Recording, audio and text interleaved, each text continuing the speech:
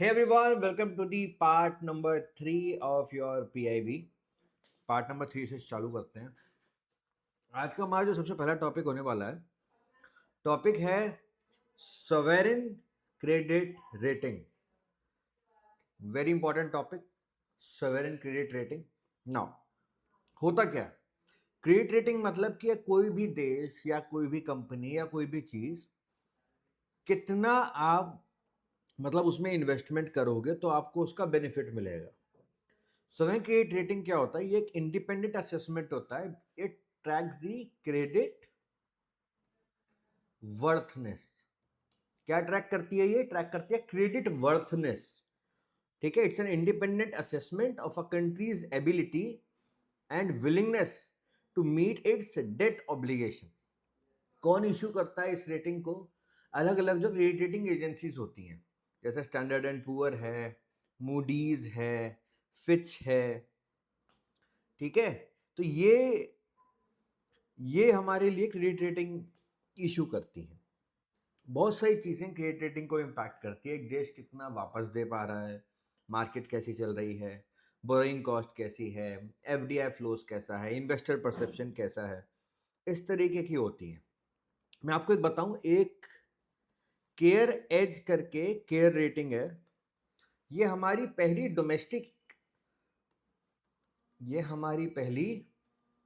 Domestic agency है to enter the credit rating space in late 2024। और मैं आपको बताऊं, इंडिया के साथ साथ केयर एज 39 और कंट्रीज हैं जिनकी क्रेडिट रेटिंग को असेस कर रही है। ठीक है, several Indian agencies are also registered with SEBI, जो कि सिमिलर काम करती हैं। जैसे क्रिसिल यही काम करती है, आईसीआरए यही काम करती है ना। केयर एज तो मैंने आपको बताया है। एक इंड्रा करके भी है, वह भी सेम काम करती है ना। फिच की ही सब्सिडियरी है, पर वो जो अपना फिच ग्रुप है उसी की सब्सिडियरी है। Clear everyone? तो सिग्निफिकेंस अपग्रेड ये रहा कि ये पहला अपग्रेड था पिछले 18 सालों के अंदर। तो जो शॉर्ट टर्म रेटिंग है वो भारत की अब A3 से A2 कर दी गई है। इसका मतलब कि जो रीपेमेंट कैपेसिटी है भारत की वो बढ़ा दी गई है। इसका ये भी मतलब होता है कि भारत की इकोनॉमी के अंदर जो भरोसा है वो भी उसी हिसाब से इंक्रीज हो रहा है। ठीक है, इसका भी इतना ही पढ़ना था, आगे बढ़ते हैं।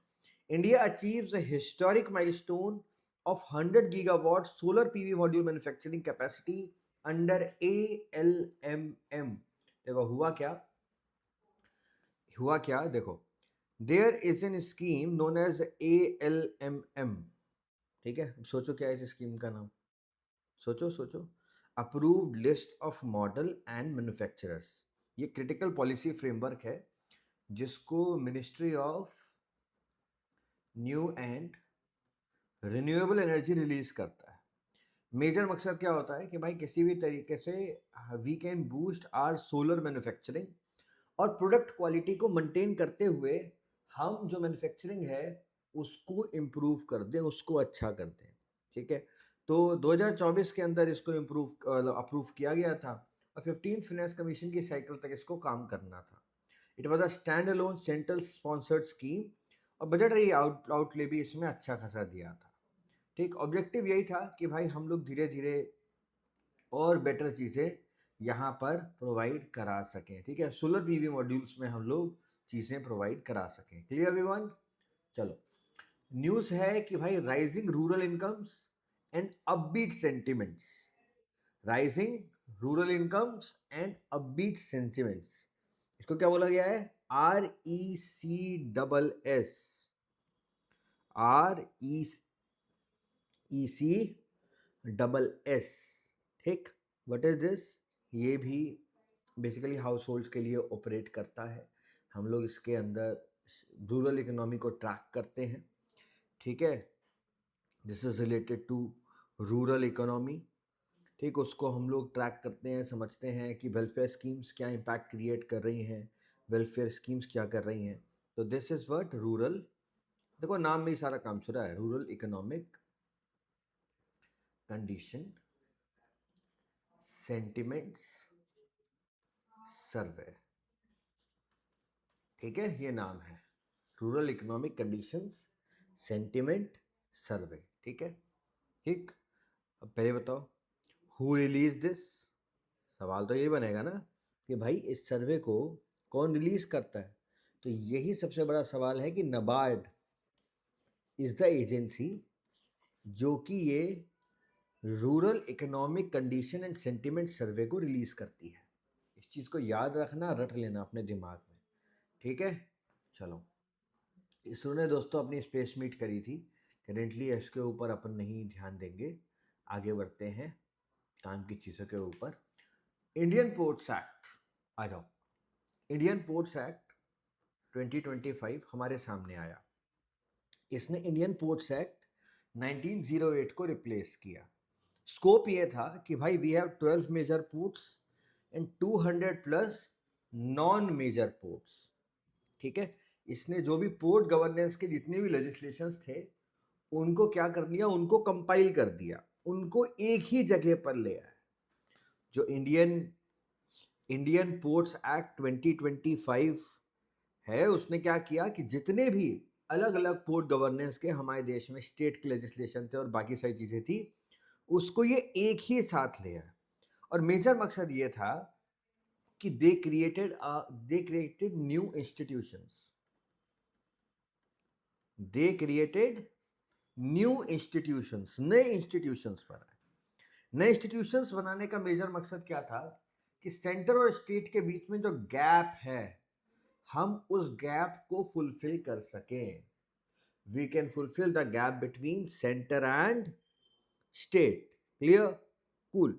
चलो, तो सबसे पहले तो इसने बनाया MSDC, maritime state development council. ध्यान से, बहुत ध्यान से, मैरीटाइम स्टेट डेवलपमेंट काउंसिल। जैसे कि नाम बता रहा है ये डेवलपमेंट काउंसिल है, तो ये इस एक्ट के अंदर आई तो कैसी बॉडी हुई, ये एक स्टैट्यूटरी बॉडी हुई, ठीक है। क्या काम करेगा ये, कोऑर्डिनेशन का काम करेगा, ठीक है। और इसकी भी जो चेयरमैनशिप होगी वो कौन करेंगे, minister of port, shipping and waterway, ठीक है। मैरीटाइम स्टेट डेवलपमेंट काउंसिल, ठीक है।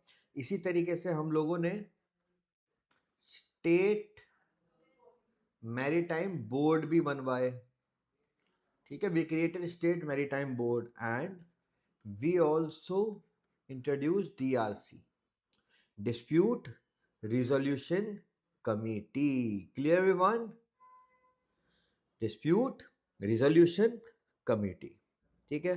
इसमें क्या होगा, देखो MSDC में एक तो चेयरपर्सन मिनिस्ट्री ऑफ पोर्ट वाले हो गए, मिनिस्टर हो गए। इनके साथ साथ हमारी जो 9 कोस्टल स्टेट्स हैं उनके भी मिनिस्टर्स होंगे, जो कोस्टल रीजन को संभालते होंगे वो होंगे, और एडमिनिस्ट्रेटर्स होंगे कोस्टल यूनियन टेरिटरीज के, ठीक है। तो ये काम क्या करेंगे, integrated planning, conflict resolution, data monitoring, और ये इस चीज़ को इंश्योर करेंगे that all ports adhere to international maritime treaties, ठीक है। जितने भी पोर्ट हैं सब हमारी इंटरनेशनल मैरीटाइम ट्रीटीज के साथ काम करें। इंटरनेशनल मैरीटाइम ट्रीटीज जैसे एक ट्रीटी है हमारी मारपोल, ठीक है, ये पोल्यूशन को लेकर आती है। मारपोल इज द ट्रीटी जो कि पोल्यूशन को लेकर आती है, इसलिए इसको बेसिकली हम लोग बोलते हैं the international convention for the prevention of pollution of the sea by oil, ठीक है। अमेंड हुआ था, उसके बाद ये ऑयल से रिलेटेड आया था। ये इसमें अलग अलग फेजेस हैं, पहले ऑयल को लेकर आया, फिर गार्बेज को लेकर आया, रिसेंटली एयर पोल्यूशन को लेकर आया।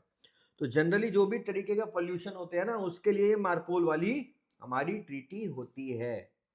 क्लियर, तो इस पूरे का सबसे इंपॉर्टेंट पॉइंट है मैरीटाइम स्टेट डेवलपमेंट काउंसिल। अगर यूपीएससी सवाल आपसे पूछेगी तो यहां से पूछेगी, ठीक है। फिर इसमें मारपोल का भी जिक्र आया है तो मारपोल के बारे में भी आपको पता होना चाहिए, ठीक है, कि व्हाट इज दिस मारपोल। ये क्या है, international convention for the prevention of pollution from ships. याद रखना, pollution from ships, pollution from ships. Clear, आ जाओ आगे बढ़ते हैं।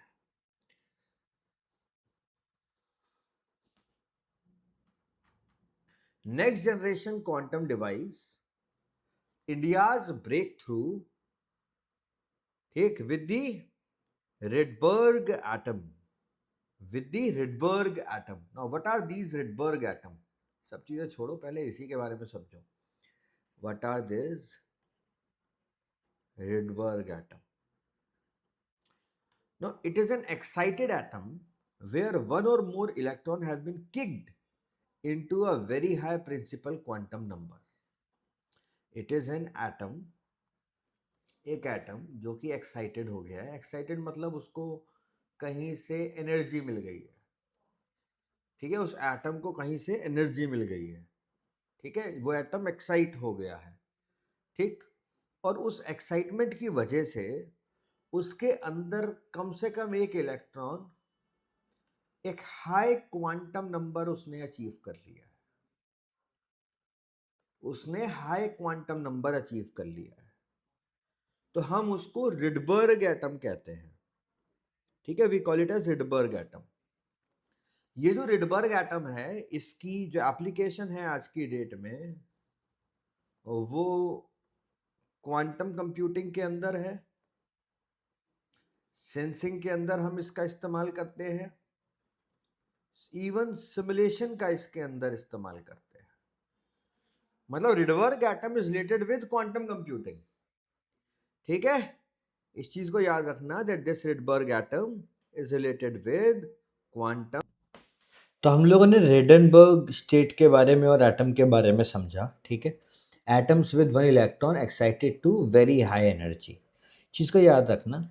तो इसका इस्तेमाल कहाँ हो रहा है वो भी हम लोगों ने देख लिया कि भाई क्वांटम कंप्यूटर्स हैं, क्वांटम सेंसर्स हैं या क्वांटम कम्युनिकेशन है, इसके अंदर हम इस चीज़ को यूज़ कर रहे हैं. Clear everyone? नाउ, इंडिया की पोजीशन नेशनल क्वांटम मिशन में हम लोग बार बार कवर कर चुके हैं. याद रखना, इसका जो ईयर है वो 2023 से लेकर 2031 तक का है. ओके, चलो मूविंग ऑन.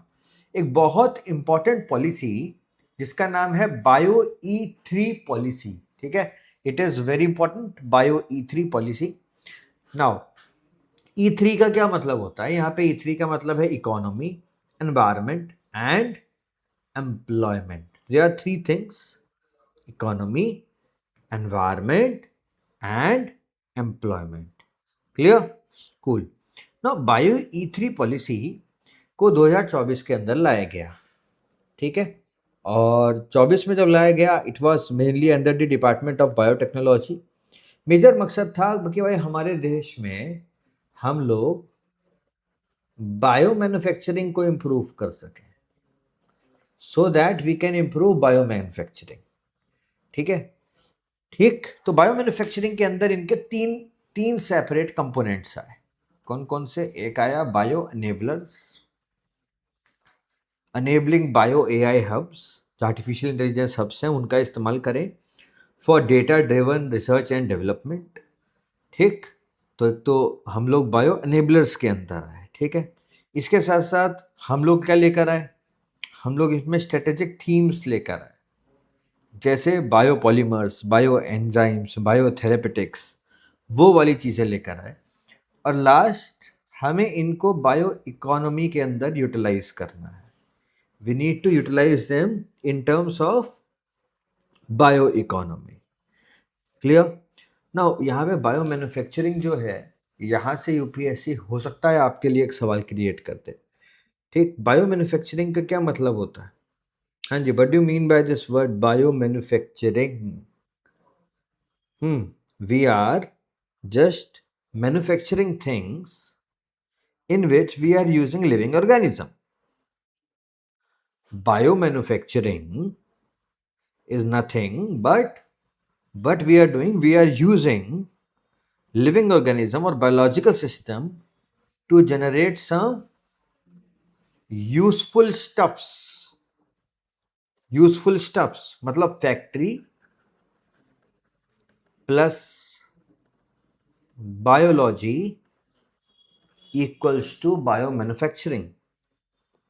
ठीक है, तो इसमें मेडिसिन हो गए, केमिकल्स हो गए, फ्यूल्स हो गए, इन सब चीज़ों को हम लोग यूज़ कर रहे हैं. Clear everyone? क्लियर? अब यहाँ पे हम लोग बायो फाउंड्री, एक और यहाँ पे जो शब्द यूज़ होता है, बायोफाउंड्री। एक व्हाट इज दिस, इसमें हम लोग माइक्रोबियल मैन्युफैक्चरिंग के ऊपर ध्यान देते हैं। It's an automated high tech labs जो कि डिज़ाइन कर सकती हैं, बिल्ड कर सकती हैं, टेस्ट कर सकती हैं बायोलॉजिकल सिस्टम को। ठीक, इसमें हम लोग बेसिकली सॉफ्टवेयरिंग का इस्तेमाल करते हैं विद बायोलॉजी। ठीक, विद बायोलॉजी। तो माइक्रोबियल मैन्युफैक्चरिंग का इस्तेमाल यहाँ पे किया जाता है। चल, मूविंग ऑन दोस्तों, सेमीकॉन इंडिया, सेमीकंडक्टर इंडिया। ठीक, किसके अंदर आएगा बताओ जल्दी फटाफट। सेमीकॉन इंडिया किस मिनिस्ट्री के अंदर काम करता है? Ministry of electronics and information technology. ठीक, इंडियन सेमीकंडक्टर मिशन जो है अपना ISM, ये उसके अंदर काम करता है। रिसेंटली टाटा ग्रुप और माइक्रोन टेक्नोलॉजी जैसी बड़ी बड़ी कंपनियां भी इसके अंदर काम करने लगी हैं। दोस्तों, दो नई फंजाई की स्पीसीज, दो नई फंगल स्पीसीज को वेस्टर्न घाट के अंदर डिस्कवर किया गया। दो नई फंगल स्पीसीज को वेस्टर्न घाट में डिस्कवर किया गया। नाम था एस्पेरगिलिस डाकफाल्करी एंड एस्पेरगिलिस पैट्रीसीविल्चराe। ठीक है, first indigenous discovery of new species in this section of polyphasic taxonomy. Clear? तो अपने आप में पहली ऐसी मैन्युफैक्चरिंग हुई थी, तो आपको पता होना चाहिए कि क्या हुआ था। चलो दोस्तों, लेप्रोसी इन इंडिया, लेप्रोसी। ठीक, leprosy in India, it's a road to disease free future. तो इंडिया ने एलिमिनेशन स्टेटस 31 स्टेट और 638 डिस्ट्रिक्ट्स में अचीव किया, और हम लोगों ने अच्छा खासा रिडक्शन देखा है। 99% रिडक्शन देखा है इन terms of leprosy cases. Clear everyone? National strategic plan 2023 to 2027 aims at zero indigenous cases by 2030.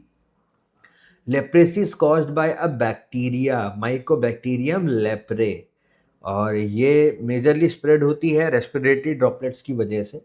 It effects skin, nerves, eyes and respiratory tracts. ठीक, इन सारे हिस्सों को ये इम्पैक्ट करती है। Clear everyone? कूल, बढ़िया। आगे बात करते हैं। तो we have a national strategic plan 2023 to 2027, interrupt transmission by 2027 and zero cases by 2030। ये हमारा मेजर गोल है। क्लियर? आ जाओ।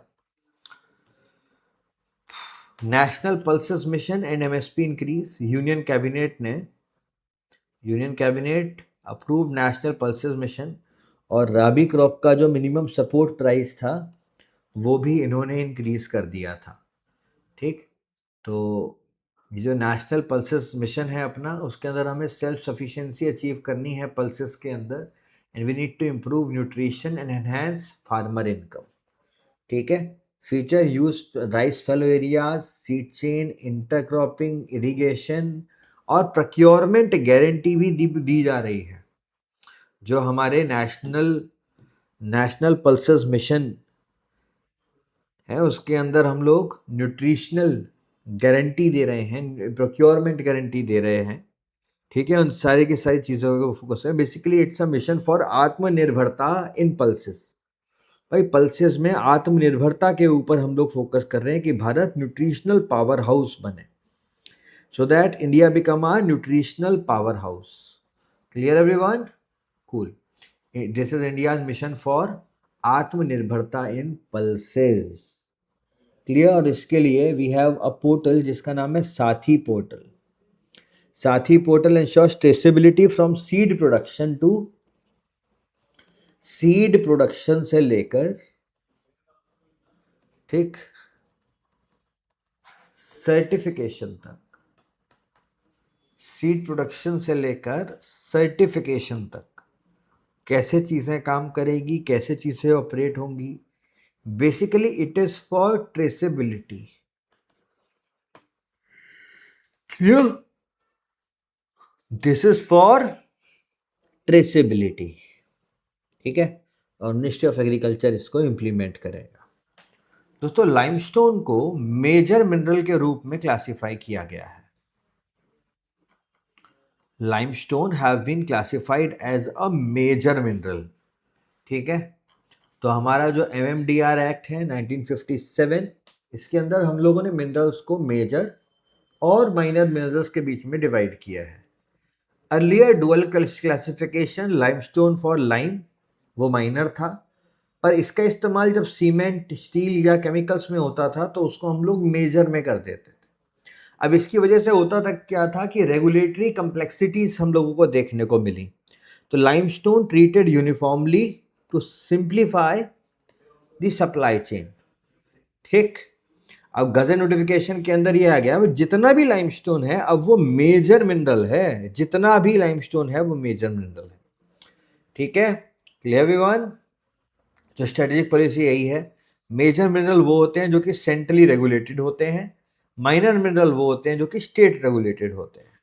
हमारे देश में लाइमस्टोन मेजरली राजस्थान, मध्य प्रदेश, छत्तीसगढ़, आंध्र प्रदेश और तमिलनाडु के अंदर से ओरिजिनेट होती है। क्लियर? तो limestone is what? Limestone is just CaCO3। आ जाओ, पावर सेक्टर में भारत ने एक बेहतरीन माइलस्टोन अचीव किया। India installed electricity capacity cross 500 gigawatt. हमारी इंस्टॉल्ड इलेक्ट्रिसिटी कैपेसिटी 500 गीगावाट हम लोगों ने अचीव कर ली। ठीक है, टोटल इज 500.89 गीगावाट, और इसमें ब्रेकअप करोगे तो सोलर की सबसे ज़्यादा है, फिर विंड है, फिर हाइड्रो है। याद रखना, solar, wind, hydro, nuclear, SWHN, सुवान। सुवान, सोलर, विंड, हाइड्रो और न्यूक्लियर। Clear everyone? क्लीन, बढ़िया। आ जाओ, एक इंडेक्स आता है, इसको बोलते हैं state mining readiness index. State mining readiness index कौन निकालता है? मिनिस्ट्री ऑफ माइंस निकालती है। Ministry of mines release this index. ठीक है, इसे यूनियन बजट 2025-26 के अंदर अनाउंस किया गया था। SMRI का मेजर मकसद है assess readiness, efficiency, reform orientation of states. Clear? Clear? Cool. आ जाओ, हम लोगों ने 7nm का प्रोसेसर भी बनाया है। ठीक है, this is an indigenous processor of 7 nanometre.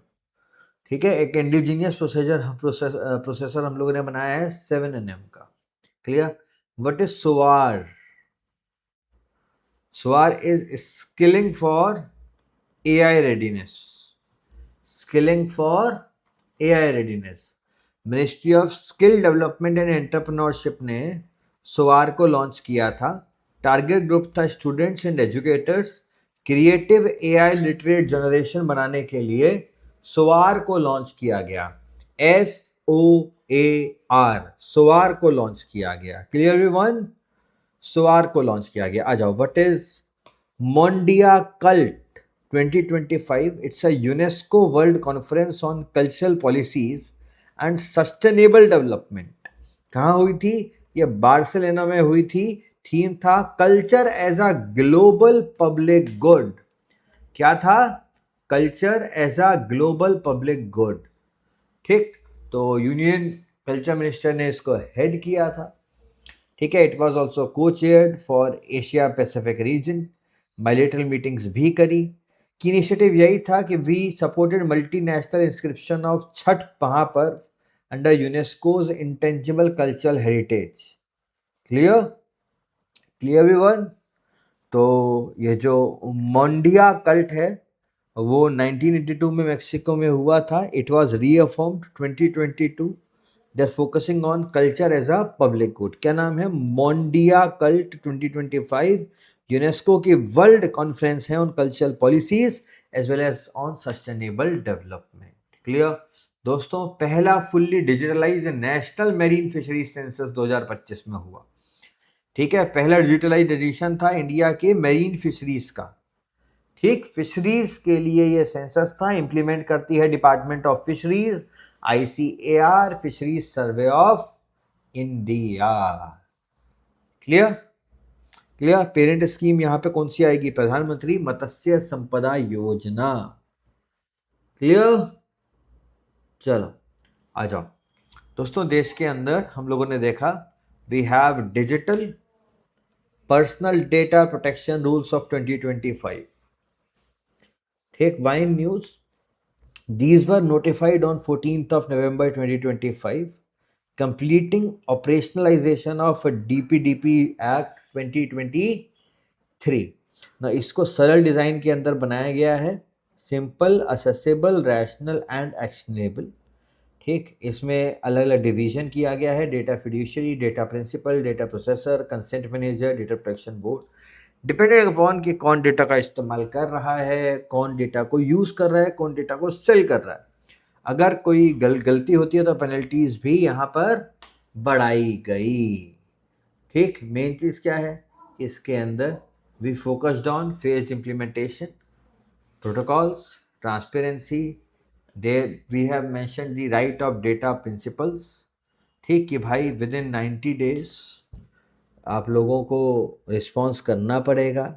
ठीक है, digital first data protection board भी हम लोगों ने बनाई, 4 members, online complaint filing, case tracking. ठीक, इन सब चीज़ों के ऊपर ध्यान दिया जाएगा। क्लियर? कूल। आ जाओ, एक और स्कीम है, इसका नाम है Tex RAMP. There is a scheme, नाम है Tex RAMPS, textile focused research assessment monitoring planning startup scheme. This is a scheme for startup, जिससे कि इंडिया का टेक्सटाइल और जो अपैरल सेक्टर है वो फ्यूचर रेडी हो सके। और इसको PLI, PM मित्र, नेशनल टेक्निकल टेक्सटाइल मिशन, इन सब के साथ लिंक किया जा रहा है। क्लियर? इन सब के साथ इसको लिंक करेंगे। क्लियर? चलो, अभी के सेक्शन में इतना ही करेंगे, बाकी हम लोग अपनी अगली क्लास से चालू करेंगे। Take care.